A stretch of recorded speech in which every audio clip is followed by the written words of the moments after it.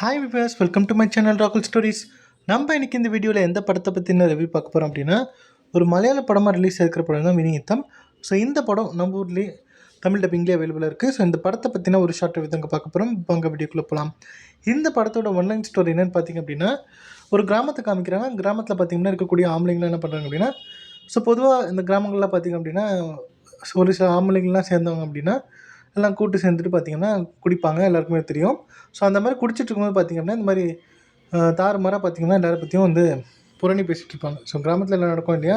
So இந்த மாதிரி புரணி பேசிகிட்டு இருக்காங்க. யார் இவங்க யார், அவங்க யாரை யார் லவ் பண்ணுறா, யார் ஓட போகிறா, யார் வீட்டில் என்ன சண்டை அப்படிங்கிற மாதிரி எல்லாம் பேசிகிட்டே இருக்கும்போது எல்லாம் குடிச்சு முடிச்சதுக்கப்புறம் அவங்க வீட்டை பார்த்துட்டு போயிட்டு இருக்கும்போது அந்த கேங்கில் பார்த்திங்கன்னா ஒருத்தன் வந்து எழுந்து ஒரு காட்டு வழி மாதிரி இருக்குது. ஸோ அந்த பாதையில் பார்த்திங்கன்னா போயிட்டு இருக்கான். ஸோ அப்படி போய்ட்டு இருக்கும்போது பார்த்திங்கன்னா எதிர்க்க 2 வீடை காட்டுறாங்க. அந்த ஒரு வீட்டில் பார்த்திங்க அப்படின்னா ஒருத்தன் வந்து சுவர் ஏறி குதிக்கிறான். ஸோ குதிச்சோடனே வந்து தூரத்துலேருந்து பார்க்குறான். பார்த்தா அந்த வீட்டுக்குள்ளே பார்த்திங்கன்னா ஒரு பொண்ணு இருக்குது. ஸோ அந்த பொண்ணுக்கிட்ட அந்த சுவர் ஏறி குதிச்ச ஒரு பையன் பார்த்திங்கன்னா போயிட்டு என்னமோ பண்ணிட்டு வரான்.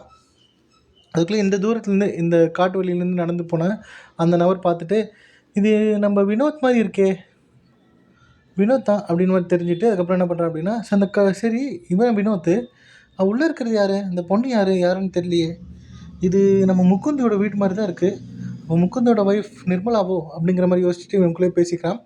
என்னடா இது இப்படி நடக்குது, அவனாச்சு வினோதாச்சு வந்து கல்யாணம் ஆகலாம் அந்த மாதிரி நடந்து பண்ணிகிட்ருக்கான்.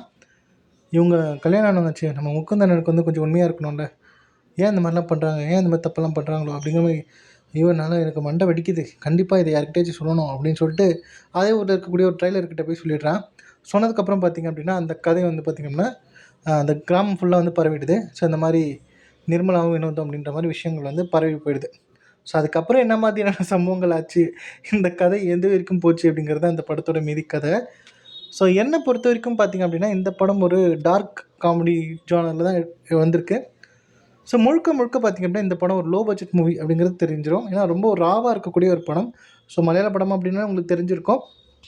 இந்த படத்தில் பார்த்திங்கன்னா இந்த ஸ்க்ரீன் ப்ளேயாக இருக்கட்டும், ஸ்டோரி சொல்கிற விதமாக இருக்கட்டும், ரொம்ப ஸ்லோவாக போகிற மாதிரி தான் இருக்கும். பட் ரொம்ப சூப்பரான ஒரு கதை அப்படின்னு தான் சொல்லணும்.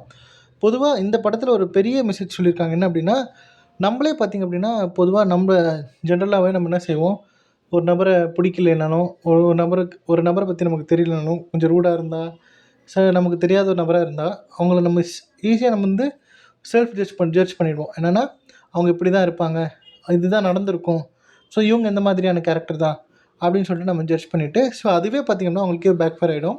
ஸோ அந்த மாதிரி சம்பவங்கள்லாம் நடந்திருக்கும். ஸோ அந்த மாதிரி பண்ணுற விஷயங்கள்லாம் எந்த அளவுக்கு தப்பு, ஸோ அதனால் நடக்குது அப்படிங்கிறத இந்த படத்தில் வந்து சூப்பராக வந்து சொல்லியிருப்பாங்க.